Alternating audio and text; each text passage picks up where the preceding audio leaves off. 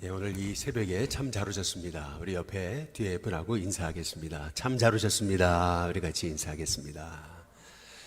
예, 우리 한 번 더 인사하겠습니다. 7월 한 달도 예수님의 이름으로 승리하시기 바랍니다. 우리 같이 인사하겠습니다.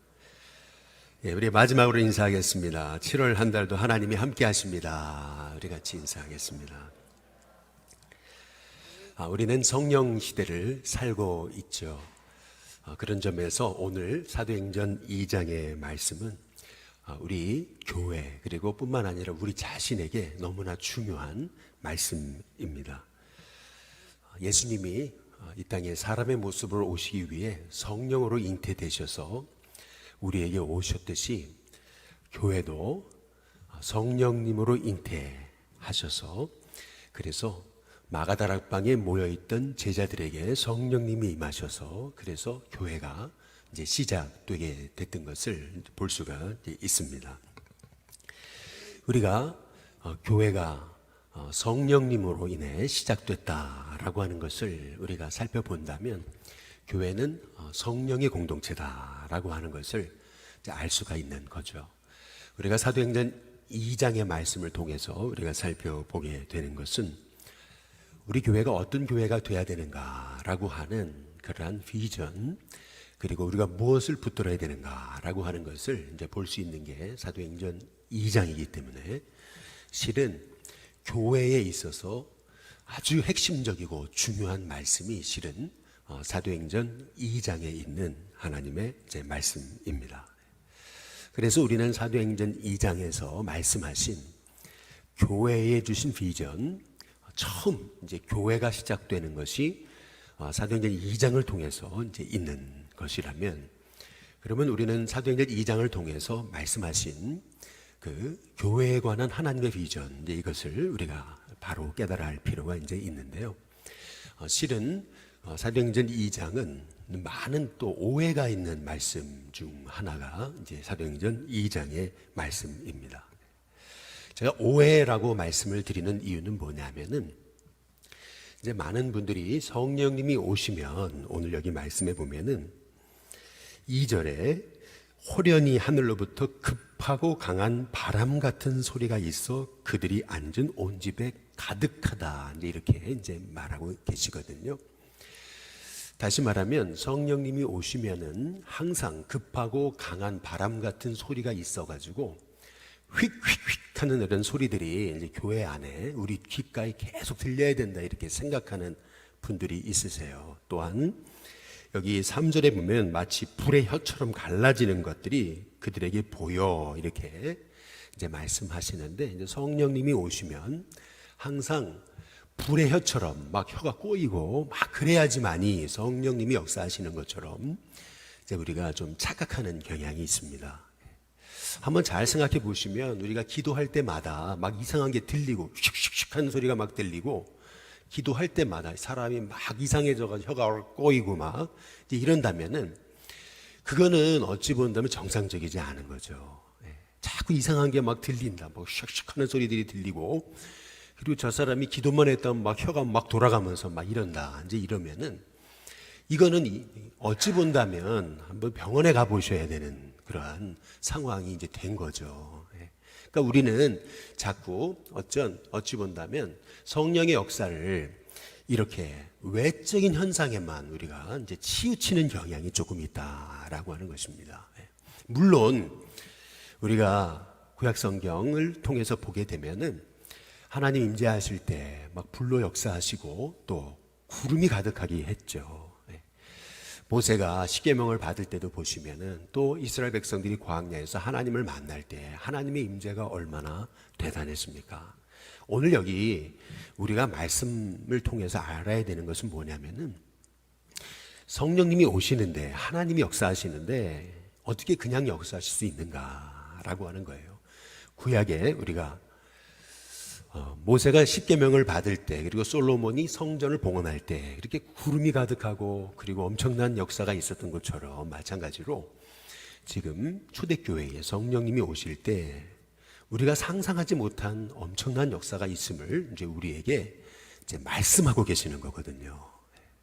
그런데 우리가 착각하는 건 뭐냐면 항상 성령의 역사가 있을 때는 어떤 늘 이렇게 귀에 이상한 소리가 들려야 되고 혀가 꼬여야 되고 늘 이런 식으로 우리가 참 판단한다면 이건 조금 잘못된 거라는 겁니다. 그 이유는 뭐냐면은 이 사도행전 이후에 이제 계속된 역사를 보게 되면은 그러면 성령님이 오실 때마다 똑같이 이런 일들이 일어나야 되는데 그렇진 않거든요. 고넬료가 베드로를 통해서 말씀을 받을 때 그때 보면은 이런 현상이 똑같이 있지는 않습니다.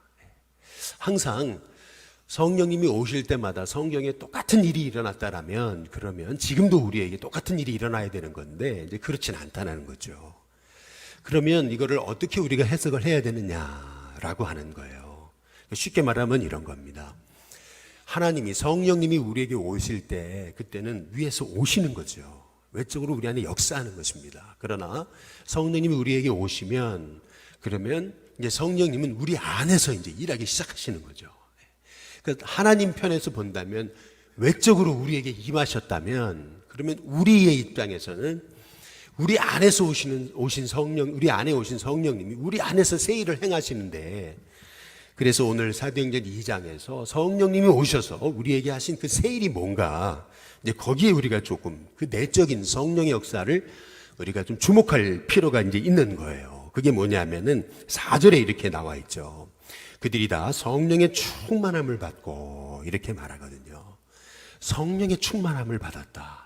다시 말하면 성령님이 오셔서 우리 안에 역사하시니까 우리의 생각에 다른 생각이 사라지기 시작하고 내 안에 예수님으로 충만했다라고 하는 것을 오늘 말씀을 통해서 우리에게 말씀하고 계심을 우리가 깨달을 필요가 이제 있는 겁니다.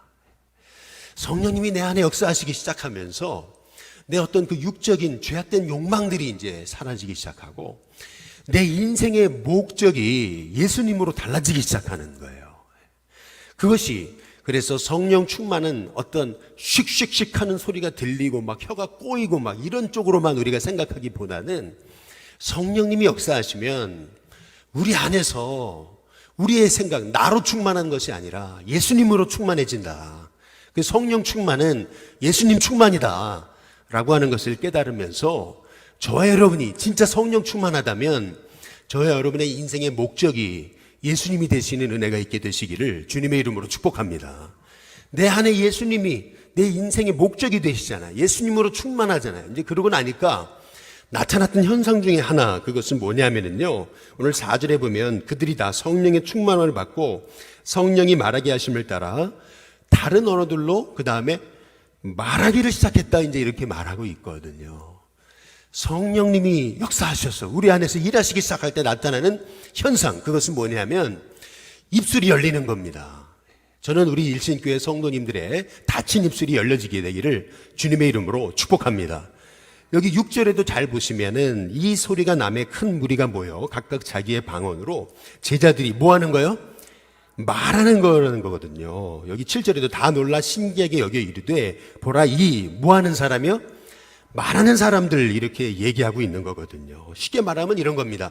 성령님이 역사하시니까 굳게 닫혔던 우리의 입이 열리기 시작하는 거예요.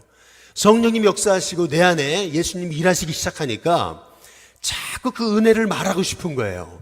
그냥 가만히 있을 수가 없어요. 성령님이 역사하시기 시작하니까 내가 전에는 굉장히 소심하고 그리고 내가 굉장히 남한테 별로 얘기도 안 하고 그냥 이 사람 예수님 믿는 사람인지 안 믿는 사람인지 이렇게 헷갈렸는데 성령님이 오셨습니다. 내 인생의 목적이 예수님이 되시고 예수님으로 충만해지니까 그때부터 나타나는 현상, 그것은 뭐냐면 입이 열렸다는 겁니다.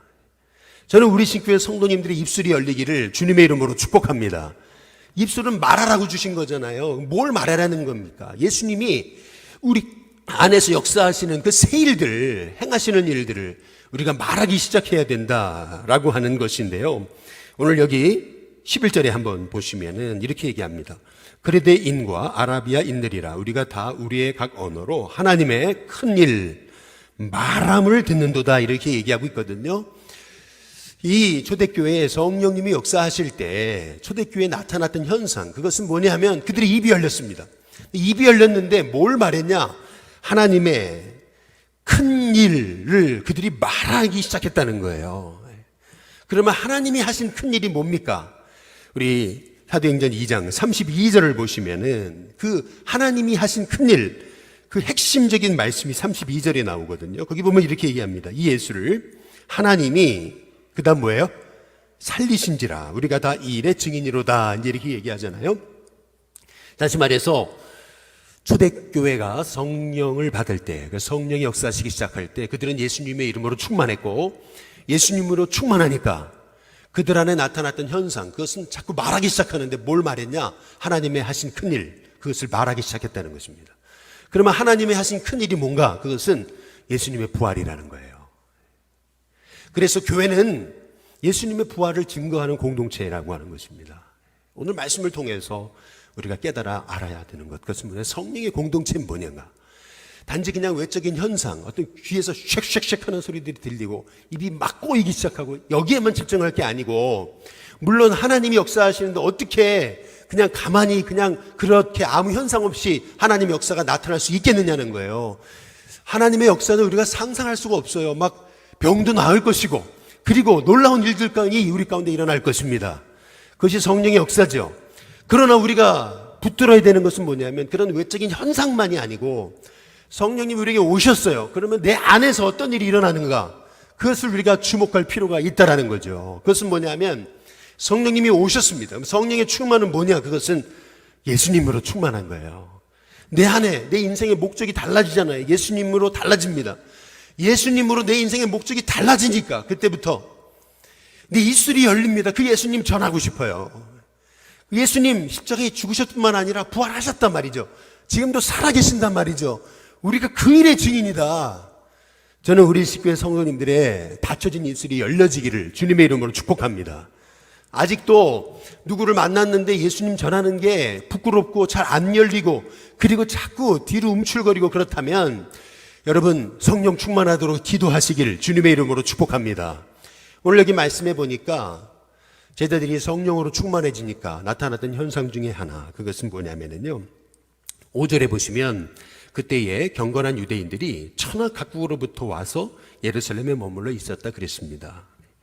그런데 그 무리에 대해서 6절에 보니까 이 소리가 남의 큰 무리라고 그랬습니다. 근데 그 무리가 어떤 사람들이냐면 9절부터 나와 있죠. 바데인과 메데인과 엘람인과라고 하면서 16개 나라, 16개 지역에 관해서 얘기하고 있습니다. 최소.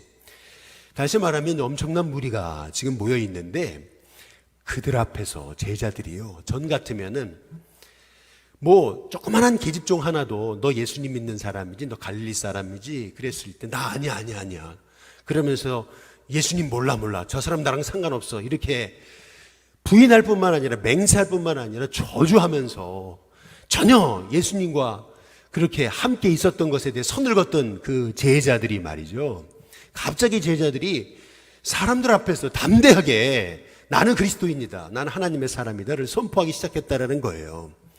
다시 말하면 성령님이 내 안에 역사하시기 시작하니까 우리 안에 나도 모르는 담대함이 있습니다. 저는 우리 신교회 성도님들의 삶에 하나님이 주신 성령님이 여러분 안에서 역사하시는 그런 담대함이 흘러 넘치시기를 주님의 이름으로 축복합니다. 성령님이 내 안에 역사하시고 내가 예수님의 이름으로 충만하니까 그때부터 두려움이 사라집니다. 전에는 어떻게 하지? 어떻게 먹고 살지? 먹고 사는 데만 관심이 있고, 우리의 관심이 세상 것에만 관심이 있다 보니까 내가 남보다 덜 가진 거 너무나 억울하고, 내가 이렇게 고생하는데도 인생의 문제 풀리지 않는 것 생각하면은 너무나 정말 인생이 불공평하고, 늘 요즘 세상 사람처럼 공정을 얘기하고 있는 거죠. 늘 공정 얘기해도 세상이 공정해집니까? 늘 세상 바라보면서 늘 일을 바득바득 거는 그런 인생이 될 수밖에 없는 거예요. 그런데 성령님이 오시니까 그렇구나, 내 안에 성령님이 새 일을 행하시는구나, 예수님 안에 모든 인생의 목적과 해답이 있구나, 그렇구나, 여기가 바로 내 인생의 거의 인생을 걸만한 인생의 목적이구나 라는 것을 깨달아 알게 나기 시작하면서 그 마음속에 자꾸 미련 생기고 비교하고 낙심하고 절망하던 마음이 이제는 내 안에 오신 예수님으로 인해서 감사하고, 오히려 그 삶의 인생의 목적과 또 인생을 보는 눈이 달라지는 은혜가 있게 되는 것이죠. 여러분, 그것이 진정한 성령 충만입니다. 예수님으로 이름으로 충만하다고 하면서 뭐 이상한 게 보인다 샥샥샥거리고 예수님 믿습니다 하면서 막 소리 지르고 뭐 그렇다고 했는데 정작 보면은 사람한테 이상한 현상이 나타나고 늘 트러블 메이커가 되고 늘 그 안에 자기중심적이고 늘 자기밖에 모르고 그런다면 여러분 그것은 어찌 보면 잘못된 것입니다. 예수님의 이름으로 충만한 사람이 늘 자기중심적이고 자기 마음대로만 한다면 그건 성령 충만이 아닙니다. 오늘 이 말씀을 통해서 우리가 깨달아 알아야 되는 것은 성령님이 오시니까요 제자들이 딴 사람이 됐습니다. 제자들의 마음에 하나님 주신 은혜가 부어집니다. 그러니까 두려움을 이기고 환경에 지배받지 않아요. 중요한 것은 이것입니다. 오늘 여기 말씀해 보니까 여기 13절에 끝에 부분에 이렇게 얘기하죠. 또 어떤 이들은 조롱하여 이르되 그들이 새 술에 취하였다 이제 이렇게 얘기하거든요. 술 취한 사람들은 어떻죠? 술 취한 사람들이 어떻습니까? 여기서 새 술에 취했다 이제 말하고 있는 말씀의 핵심은 뭐냐면은 제자들이 이렇게 하나님의 큰일 하심을 말하는데도 그들 안에 기쁨이 있었습니다. 이것이 성령으로 역사하시는 하나님의 사람의 그리고 내 힘으로 모든 것을 하는 사람의 차이입니다. 진짜 성령님이 여러분 안에 역사하시면은 여러분 안에 샘솟는 기쁨이 흘러넘침을 믿으시기를 주님의 이름으로 축복합니다. 성령 내 안에 오셨는데 어떻게 내 마음이 억지로 마지못해서 할 수 없으니까 어떻게 여러분들이 예배의 자리에 오며 어떻게 그렇게 신앙생활이 고달프고 그렇게 마지못한 억지로 되는 신앙생활이 될 수 있겠느냐는 거죠. 아니 억지로 어떻게 순교할 수 있으며 어떻게 억지로 이렇게 죽음 앞에서도 담대할 수 있냐는 거예요. 이거 아니죠. 성령이 역사하시니까 새 술에 취한 것처럼 기쁨이 있습니다. 충만한 은혜가 있습니다. 남이 알 수 없는 그 마음의 평안함이 있습니다. 담대함이 있습니다. 이 은혜가 저와 여러분 가운데 부어지는 은혜가 있게 되시기를 주님의 이름으로 축복합니다. 근데 뭐니 해도 성령이 역사하시니까 여기 11절에 보면은 그레데인과 그리고 아라베인들이라 우리가 다 우리의 각 언어로 하나님의 큰일 말함을 듣는도다 이제 이렇게 말하는데요. 여기서 중요한 것은 이것입니다. 제자들이 성령으로 충만하니까요 핵심을 붙잡습니다.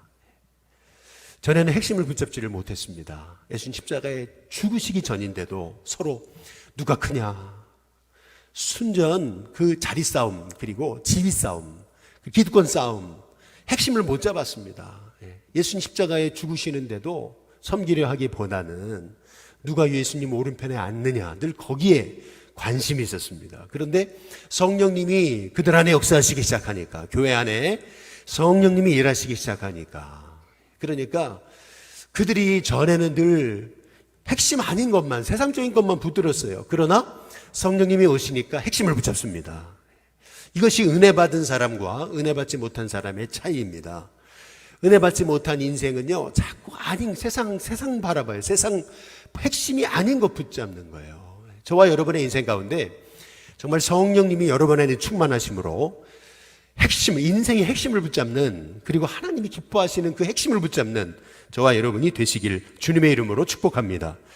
근데 오늘 여기 말씀에서 이제 이러한 성령의 역사가 있기 위해 교회가 했던 일을 가만히 주목할 필요가 있습니다. 2장 1절에 보시면 오순절 날이 이미 이르렀다 이제 이렇게 얘기하거든요. 여기서 이미라고 하는 단어를 통해서 우리가 알 수 있는 것은 뭐냐면은 초대교회에는요 기도하는 공동체였는데 그냥 어쨌든 해야 되니까 억지로 하는 공동체가 아니고요. 기도하다 보니까 이미 1시간이 지났고 기도하다 보니까 이미 하루가 지났고 기도하다 보니까 이미 열흘이 지났던 것입니다. 다시 말하면 그들의 기도는 성령님이 이끌어 가시는 은혜 아래 붙들린 기도였음을 알 수가 있습니다. 저와 여러분에게도 이러한 하나님 성령님이 인도하시는 그런 기도가 흘러넘치기를 주님의 이름으로 축복합니다. 2장 1절에 또 오순절날이 이미 이름에 그들이 다 같이 한 곳에 모였다 이제 이렇게 이제 말씀하고 있습니다. 우리가 여기서 제자들이 모인 시간을 주목할 필요가 있습니다.